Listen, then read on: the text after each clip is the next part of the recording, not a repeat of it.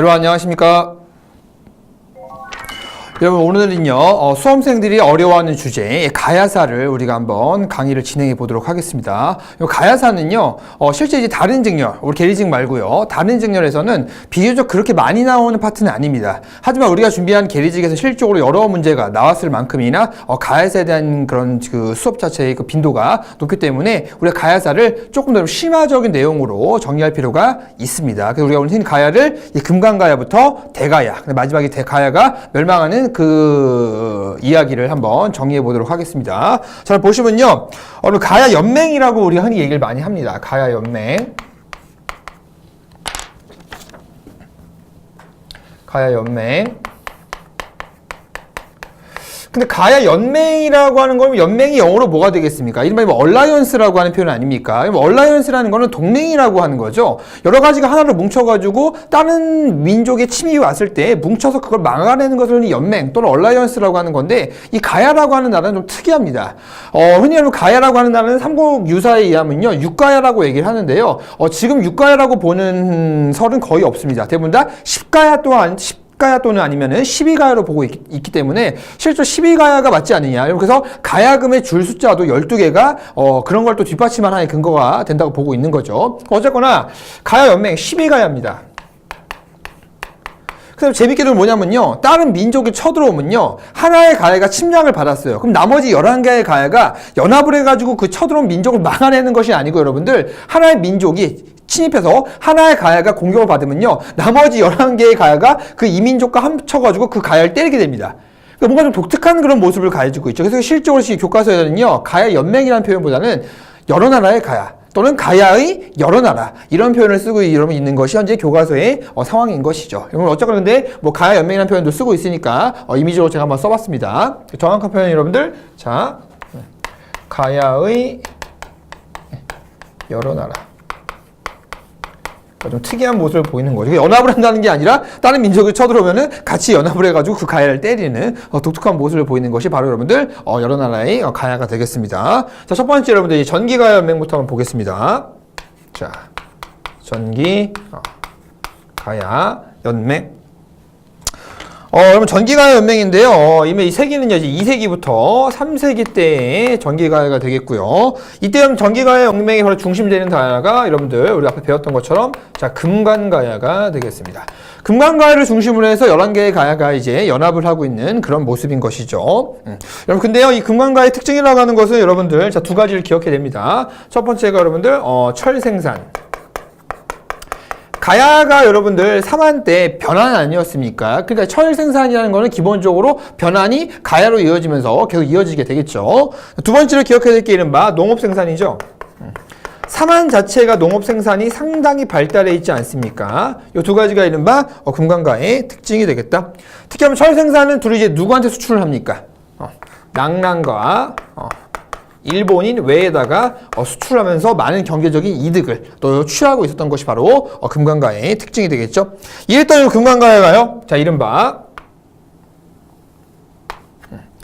4세기 때 위축되게 됩니다.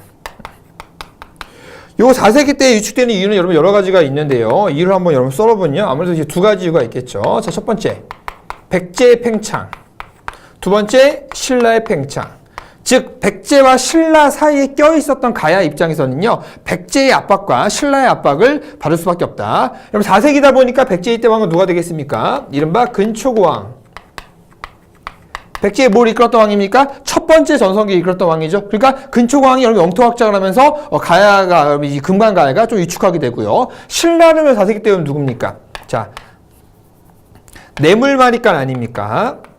그러니까 뇌물마리간도 역시 여러분들 낙동강 유역까지 여러분들 영토 확장을 하면서 가야를 압박하는 형태로 가게 된다. 그러면 이 두 가지 4세기 때 백제 근초고왕과 신라 뇌물마리간의 영향으로 인해서 4세기 때 금관가야가 위축되는 그런 상황으로 전개가 됩니다. 이런 상황 속에 여러분들 또 하나의 큰 원인이 있습니다. 이 원인이 굉장히 중요한 원인인데요. 이 원인이 뭐냐면요. 자, 이른바 낭랑의 축출이에요.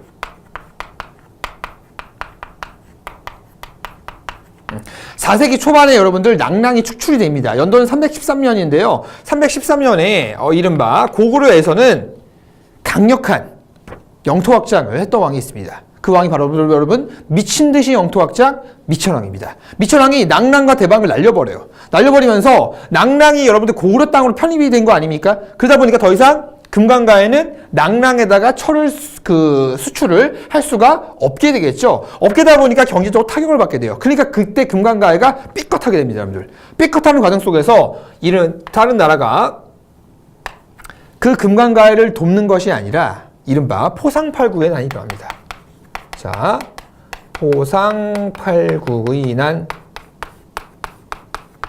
금강가해가 약해진 틈을 틈타니까 여러분들 나머지 11개의 가해가요. 그 금강가해를 도우려고 했던 것이 아니라 금강가해가 약해진 틈을 틈타서 나머지 11개의 나라가 금강가해를 공격한 사건.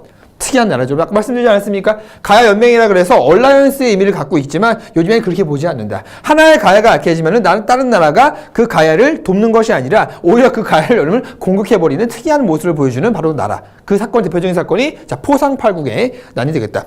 근데 사실 이것도 결국 여러분들 겨우겨우 여러분들 이 상황 속에서요. 포상팔구의 난이요. 신라의 도움을 받아가지고 결국 금강가야가 그나마 다른 그 가야의 침략을 막아내긴 됩니다. 그러니까 그 가야가 금강가야를 도와야 되는 건데 다른 나라가 금강가야를 공격하게 되니까 오히려 금강가야가 가야의 도움을 받아가지고 물리치는 게 아니라 신라의 도움을 받아가지고 포상팔구의 난을 진압하는 그런 분위기로 가게 된다는 것이죠. 그렇죠? 그 다음에 여러분들 이제 전개되는 것이 이제 여러분 좀 익숙한 게 나옵니다. 그 다음에 전개되는 것이 자 광개토 대왕의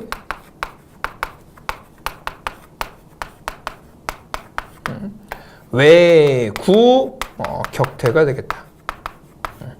400년에 광개토 대왕의 외구 격퇴. 여러분 알다시피 이때 그 신라의 왕이 뇌물마리간 아닙니까? 뇌물마리간 때 누가 쳐들어옵니까, 여러분들? 외구가 쳐들어오지 않습니까? 백제의 요청을 받아가지고 외구가 신라에 쳐들어오니까 신라의 뇌물마리간이 이걸 막아내지 못하죠. 못하니까 당시 전성기에 이끌고 있었던 광개토 대왕한테 형님 도와주십시오. 해가지고 광개토 대왕이 기병과 보병 5만을 보내가지고 신라를 구원하지 않습니까? 이때 구원할 때 그 왜구가 미처 자기 나라로 돌아가지 못하고 가야 쪽으로 이렇게 와서 그때 가야 연맹의 주도권이 금강가야에서 대가야로 바뀌게 되는 그런 상황을 맞이했던 것이 여러분 이 사건 아닙니까? 이걸 우리 많이 언급했던 거 아닙니까? 그렇죠? 요것 때문에 이제 이른바 그 다음에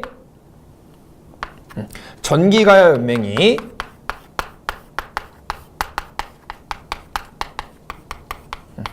해체되게 되는 것이죠.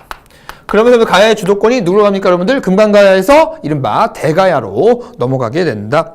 그렇죠? 네. 여러분 오해하시면 안 돼요. 전기가야 연맹에 제가 해체라고 말씀을 드렸지 전기가야 연맹에서 여러분들 주도권을 잡고 있었던 금강가야의 뭐는 아니다, 멸망은 아니다. 그건 제가 따로 여러분들 세 번째 파트에 따로 정리를 할 겁니다. 그러니까 전기가야 연맹의 주도권이었던 금강가야가 약해졌을 뿐이지 금강가야가 요것 때문에 여러분들 멸망한 것은 아니라는 얘기인 거죠. 그러니까 주도권이 금강가야에서 누구로? 대가야로 넘어가게 되는 것이 되겠다.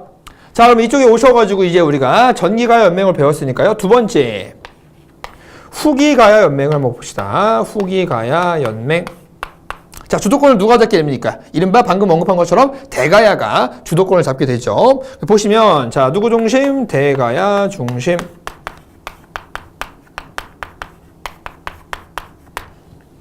자, 여러분 똑같습니다. 이 레파토리 거의 비슷해요. 자, 얘의 가장 특징은 여러분들 두 가지 특징이 있는데요. 첫 번째, 철 생산.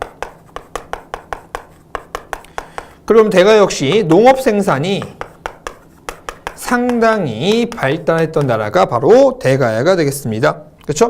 그럼 대가야는 그 후에요. 영토 확정을 조금 하는데요. 자, 어디까지 진출을 하냐면요. 자, 남원까지 진출을 합니다.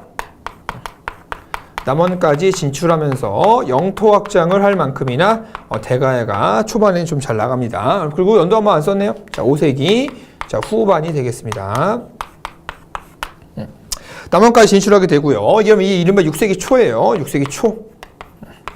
그리고 남원까지 진출하고 나서는 그 다음에요. 자, 바로 유축되게 되는데요. 6세기 여러분, 이건 흔히 초중반이라고 얘기하는데, 이때 유축되는 이름이 가장 큰 건 그겁니다. 백제의 공격을 받아가지고요. 대가의 가장 중요한 항구 중에 하나가 이른바 대사진이라고 하는 항구가 있어요. 항구 이름이 여러분들 이 대사진이라는 항구가 있는데요. 이 대사진이라는 항구가 이른바 백제에 의해서 함락당하게 됩니다. 근데 함락당한 것을 누구의 도움으로? 신라의 도움으로, 신라의 구원으로 겨우겨우 대사지나 항구를 다시 되찾게 됩니다. 여기서 그럼 대가야는요, 신라가 우리 편이네? 라고 생각이 들었던 거죠. 그래서 이때 바로 신라하고 이제 여러분들 혼인동맹을 맺게 되는 건데요. 그게, 자, 추가적으로 쓰면요.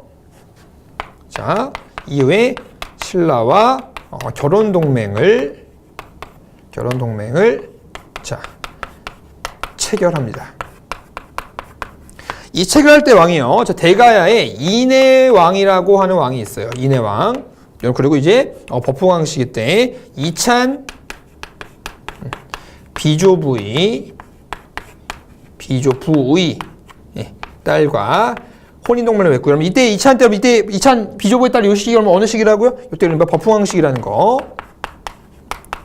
그래서 여러분 대사지한 항구를 백제한테 빼앗기고 나서 신라의 도움을 다시 회복한단 말이에요. 회복했을 때 이때 신라한테 굉장히 그 대가야가 큰 감동을 받았던 것 같아요. 그래가지고 얘네가 진짜 우리 베스트 프렌드구나, 우리를 도와줄 수 있겠구나 해가지고 이른바 결혼동맹을 맺었던 건데, 이거는 신라의 고단의 아주 그런 실수였던 거죠. 자기 편으로 끌어들고 나서 그 다음에 쳐버립니다. 누굴 칩니까 여러분들? 법흥왕 때 이른바 자, 이 금강가야, 여기 나오는 여러분들 금강가야를 멸망시키게 되는 거예요. 그러니까 이제 흔히 말해서 이제 그 법흥왕이 금강가를 멸망시키니까 대가의 입장에서는 같은 편, 신라랑 우리랑 같은 편인 줄 알았는데 내 친구, 어차피 친구잖아요 여러분들. 같은 가야니까 우리 친구인 금강가를 신라가 해버렸네. 그래서 그 다음에 이 대가가 중심이 돼서 성왕과 연합을 하게 됩니다.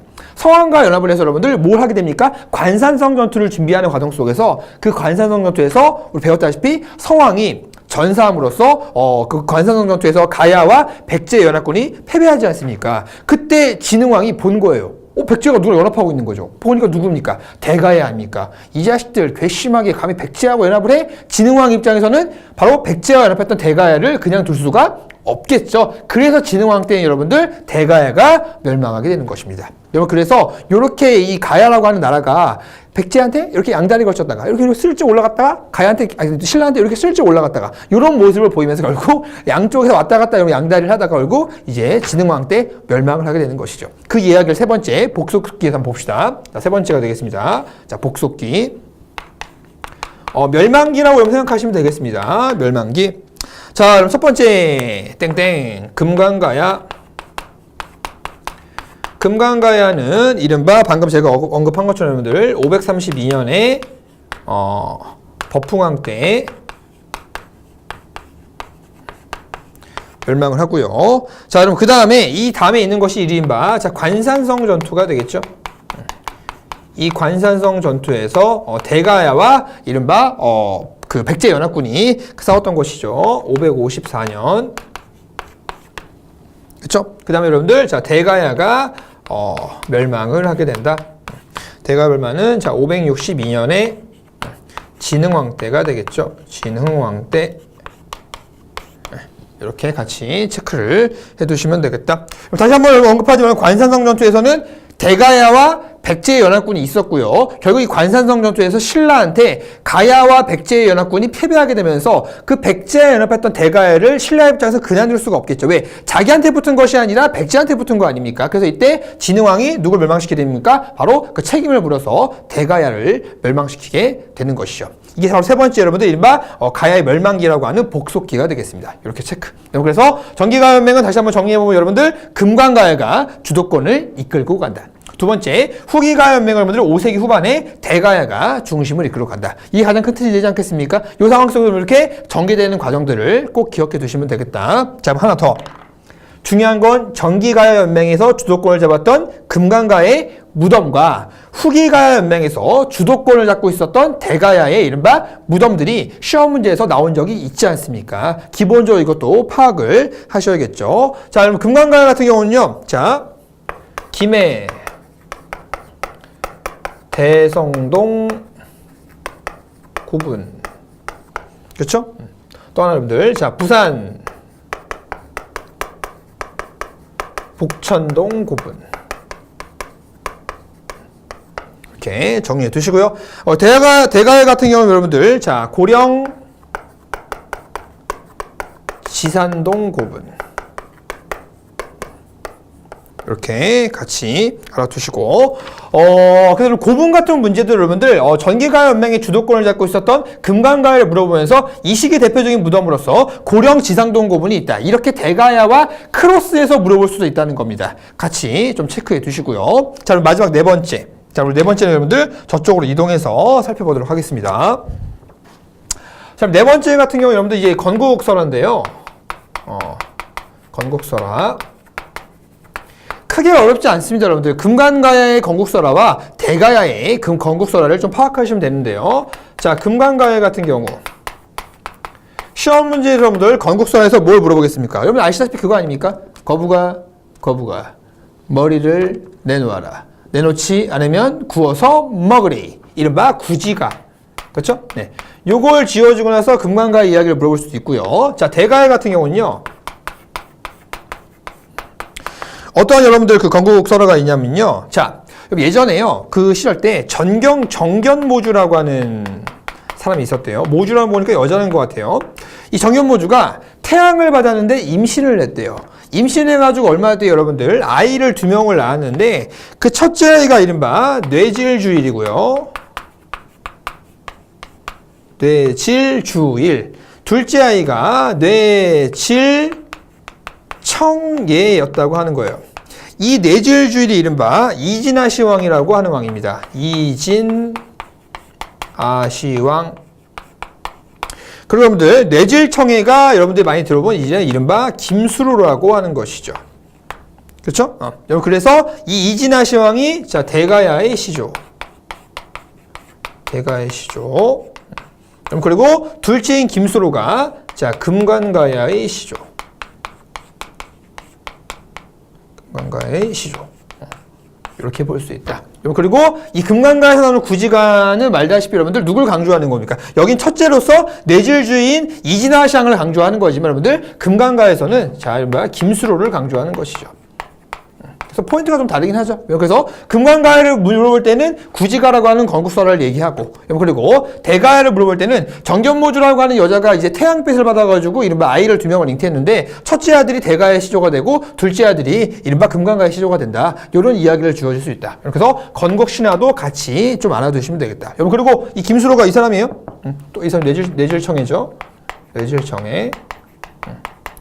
요 뇌질주일, 뇌질청예 이거를 여러분들 우리 괴리식 시험 문제에서 기출 문제에서 물어보지 않았습니까? 여러분 그렇기 때문에 실질적으로 금관가야 대가의 건국설화 자체 이야기를 또 한 번 주어질 수도 있다. 여러분 그래서 이렇게 건국설화까지 정리를 했고요. 다시 한번 이쪽으로 오셔서 여러분 그래서 가야 연맹이라고 하는 나라는 여러분들 12개의 가야가 있다. 지금은 6개의 가야를 보지 않는다. 하지만 삼국유사에서는 6가야를 주장하지만 지금 학계에서는 대부분 다 10가야 아니면 12가야를 본다. 그걸 뒷받침하는 증거가 가야금의 줄이 12개다. 그 하나하나의 줄이 가야를 의미하는 게 아니냐라는 그런 이야기도 있다는 것도 상식적으로 좀 알아두시고요. 그래서 전기가야 연맹을 금관가야가 주도하게 되고 쭉 가다가 여러분 결국 광개토대왕 때 신라 구원으로 위축되게 되고요. 그 다음에 이제 바뀌는 것이 전기가야 연맹에서 후기가야 연맹으로 바뀌게 되고 후기가야 연맹을 주도했던 것이 바로 대가야가 되겠다. 대가야가 여러분 영토 확장을 통해서 남원까지 진출했지만 그 뒤에 여러분들 대사진이라고 하는 항구를 빼앗기게 되고 그 항구를 되찾을 때 신라의 도움을 받았다.